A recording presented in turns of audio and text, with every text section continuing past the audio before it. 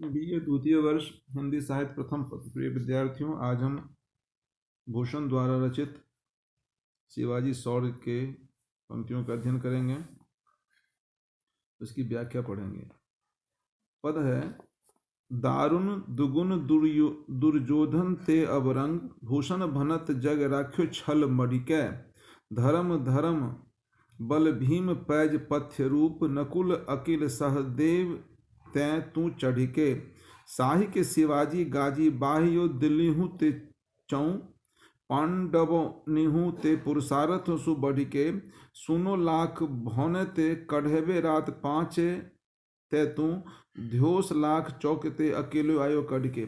इसमें भूषण ने शिवाजी की वीरता का बखान के लिए दुर्योधन ने किस प्रकार पांडवों से छल किया था, पांडवों ने किस प्रकार से उस छल का अंत किया था, उस प्रसंग को इसमें रूपक के रूप में दिखाया है। इसमें दारुण कहते हैं भयंकर को, पैज प्रतिज्ञा को, लाख भौन मतलब लाक्षागृह, अकिल कहते हैं बुद्ध को।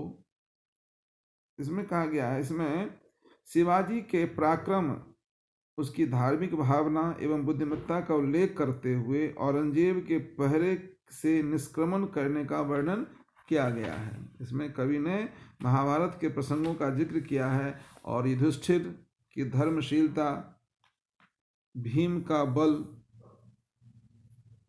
और नकुल का अक्ल, उन सबों को प्रस्तुत किया है। इसमें कवि कह रहे हैं, दारुण दुगुन दुर्योधन ते अवरंग। भूषण कह रहे हैं औरंगजेब का आचरण दुर्योधन से भी अधिक बढ़ करके था, दारुण और भयानक था, है ना। उसने छल कपट अपनाकर सभी राजाओं पर अंकुश लगा रखा था। कह रहे हैं भूषण भनत, भूषण कवि कह रहे हैं जग राख्यो छल मड के, छल से कपट से सभी राजाओं को अपने अंकुश में रखा था। फिर कह रहे हैं, लेकिन शिवाजी के बारे में कह रहे हैं, धर्म धर्म बल भीम पैज पथ्य रूप, नकुल अकिल सहदेव तैतु चढ़ के। परंतु शिवाजी धर्म के आचरण में युधिष्ठिर के समान, बल में भीम के समान, शस्त्र संचालन में अर्जुन के समान और बुद्धिमत्ता में नकुल और पराक्रम में सहदेव के समान थे। फिर कह रहे हैं, साहि के शिवाजी गाजी बाह्यो दिल्ली हूँ ते चौं, पांडवों निहू ते पुरुषारथ सु बढ़ के। अब कह रहे हैं, शाहजी के सुपुत्र शिवाजी ने औरंगजेब की राजधानी दिल्ली में भयंकर गर्जना की, मतलब उनको ललकारा, आपसे कुछ हो नहीं सकता है। इस तरह उनका पुरुषार्थ पराक्रम पांचों पांडवों से भी बढ़कर है, क्योंकि पांचों पांडव तो दुर्योधन द्वारा निर्मित लाक्षागृह से रात में ही चुपचाप निकल सके थे और अपनी रक्षा कर सके थे। लेकिन आगे पंक्ति में कह रहे हैं, सुने लाख भौन ते कढ़ेबे राति पांच तेतु, ध्योस लाख चौकी ते अकेलो आयो कढ़ के। भाव इसमें कह रहे हैं, क्योंकि पांचों पांडव तो दुर्योधन द्वारा निर्मित लाक्षागृह से रात में ही चुपचाप निकल सके थे और अपनी रक्षा कर सके थे, परंतु शिवाजी तो दिन में ही अर्थात खुलेआम लाखों पहरेदारों के होते हुए भी औरंगजेब के महल से, जिसमें उन्होंने एक प्रकार से कैद कर लिया था, अकेले ही बाहर निकल आए थे और अकेले ही अपनी रक्षा करने में समर्थ रहे, उसको बताया गया है। इसमें औरंगजेब के बंधन से, उनके छल कपट से शिवाजी के मुक्त होने का बड़ा ही सुंदर चित्रण भूषण ने किया है और उन्हें पांचों पांडवों का चित्रण करके उन्हें पांचों पांडवों से बलशाली साबित किया है।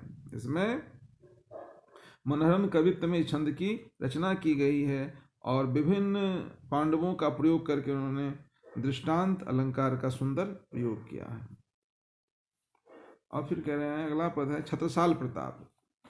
रैया राय चंपति को चढ़ो छत्रसाल सिंह, भूषण भनत गजराज जोम जमके, भादो की घाटासी उड़ी गर्द गगन घिरे, सैल सेले सम सेरे फिरे दामनी सी दम के, खान रावण के आन राजा रावण के, सुनी सुनी उर लागे घन कैसे धमके, बैयर बगारन की अरी के अगारन की लांघती पगारन नगारन के धमके। इसमें अंत्यानुप्रास भी देखने को मिलता है और कुछ शब्दों के अर्थ हैं। जोम, जोम कहते हैं जोश को, शमशेर कहते हैं तलवार को, अरी शत्रु का, घन कहते हैं बड़े हथौड़े के लिए घन कहा गया। इसमें कहते हैं रैया राय चंपति को चढ़ो छत्रसाल सिंह। भूषण कवि कह रहे हैं इसमें छत्रसाल के युद्ध कौशल का वर्णन किया है। तो रैया राय चंपति के सुपुत्र महाराज छत्रसाल सिंह भूषण भनत गजराज जोम जम के, जब शत्रुओं पर आक्रमण करते हैं तो उनकी तलवार अतीब जोश के कारण इतनी तेज चलती है कि लगातार चमकती रहती है। भूषण भनत गजराज जोम चमके। अगला पद कह रहे हैं भादों की घटा सी उरी गरद गगन घिरे। उनकी सेना जब युद्ध क्षेत्र के लिए प्रस्थान करती है तो उनके पैरों से उठी हुई धूल आकाश में सावन भादों के बादलों की तरह, घटा की तरह छा जाती है। सैले समसेरे फिर दामनि सी दम के, और उनके उस घटा के बीच में उनकी बर्छी और तलवार की चमक बिजली की तरह दमकती रहती है। इस प्रकार का दृश्य उन्होंने उपस्थित किया है। खान उब रावण के आन राजा रावण के, सुनी सुनी उर लागे घन कैसे धम के। कह रहे हैं मुगल सैनिक, उमराव सरदार और अन्य राजा और राव ठाकुर जब महाराज छत्रसाल के पराक्रम को सुनते हैं तो उन्हें अत्यधिक भय लगने लगती है और उनके हृदय पर हथौड़े की सी चोट सी पड़ने लगती है। इसमें यह वंदना की गई है छत्रसाल कितने पराक्रमी थे, कितने वीर थे, कितने बड़े योद्धा थे। बैयर बगारन की अरी के अगारन की लांघती पगारन नगारन के धमके। युद्ध क्षेत्र की सारी घाटियों शत्रुओं के विनाश से अत्यधिक भयानक बन जाती थी और उनके नगारों की ध्वनि शत्रुओं के घरों और चारदीवारियों को लांघ कर धमकने लगती थी। अर्थात छत्रसाल के विजयोल्लास के सूचक नगारे इतने जोर से बजते रहते थे कि उनकी ध्वनि शत्रुओं के घरों में भी भय उत्पन्न करती रहती थी। इसमें छत्रसाल की वीरता को वर्णित किया गया है। कवि ने इसमें अंत्यानुप्रास का उत्प्रेक्षा और का सुंदर वर्णन किया गया है। ये भी रचना मनोहर कवित्व में वर्णित है। अंतिम पद है जो कि वीर रस में रचित है। इसमें वीरता की भावना और ओज काव्य गुण का कवि ने प्रयोग किया है। निक सत्य म्यान ते मयुख प्रलय भानु, कैसी फारे तम तोम के गयंद के जाल को। लागती लपटी कंठ बैरी न की नागी नसी, रुद्र ही रिझाबे दे दे मुंडन की माल को। लाल छिति पाल छत्रसाल महाबाहु बली, कहाँ लो बखान करो तेरी करवाल को। प्रतिभट कटक कटीले केते काटी काटी कली कासी किल के कले देते काल को। अंतिम पंक्ति में भी कवि ने अनुप्रास का सुंदर प्रयोग किया है। क वर्ण की बार बार आवृत्ति हो गई है। ओज गुण संपन्न पंक्तियां हैं। इसमें कुछ शब्दों के जो शब्दार्थ हैं। मयूखे कहते हैं किरणें, चमकना। तम तोम मतलब वो अंधकार समूह। प्रलय भानु मतलब प्रलयकालीन सूर्य। रुद्र ही मतलब शिव।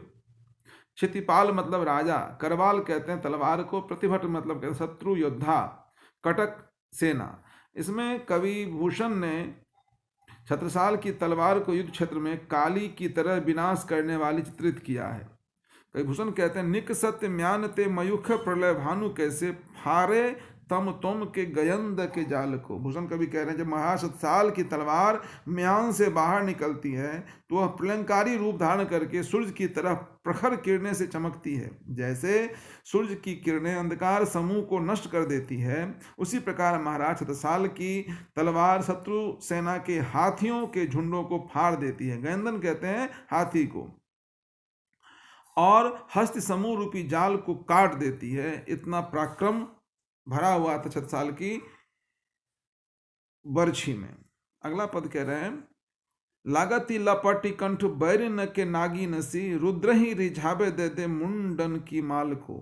और कह रहे हैं यह तलवार नागिन की तरह लपक कर शत्रुओं के कंठ से लग जाती है, और क्रोध के देवता रुद्र को शत्रुओं की मुंडमाला देकर प्रसन्न करती है। अर्थात यह तलवार शत्रुओं के सिरों को काटती है।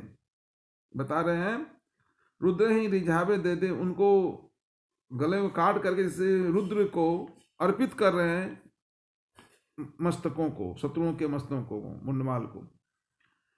फिर कवि कह रहे हैं लाल क्षितिपाल छत्रसाल महाबाहुबल, कहाँ ल बखान करो तेरी करवाल को। कवि कहते हैं हे महाराज छत्रसाल, हे महाबाहु में पराक्रमी वीर, मैं आपके तलवार की वीरता का, तलवार के शौर्य का वर्णन कहाँ तक करूं। कहाँ ल बखान करो तेरी करवाल को, प्रतिभट कटक कटीले के ते काटी काटी, काली कासी किल कलय दे तो काल को। इसमें कह रहे हैं आपकी जो तलवार संचालन का जो शौर्य है, जो ढंग है, कौशल है, वो वर्णन से परे है, अनुपम है। आपकी तलवार तो प्रतिभट कटक, शत्रु पक्ष की सेना के अनेक बड़े बड़े योद्धाओं रूपी कांटों को काट काट कर कालिका की तरह युद्ध क्षेत्र में किलकारी मारती हुई यमराज को कलेवा देती है, अर्थात काल को संतुष्ट करती रहती है। कालिका से किलक, प्रसन्नता होकर कलेव देते काल को, और काल को संतुष्ट करती रहती है। इसमें छत्रसाल के तलवार संचालन के कौशल का वर्णन कर उन्हें अद्वितीय वीर बताया गया है। तलवार को नागिन एवं कालिका के समान बताया गया है। क्रोध के देवता शिव अर्थात रुद्र को मुंडमाल देने का कथन छत्रसाल के शौर्य का व्यंजक है। इसमें कवि ने अनुप्रास का, उपमा का और मानवीकरण अलंकार का सुंदर प्रयोग किया है, और ये कवित्व के रूप में वर्णित किया है।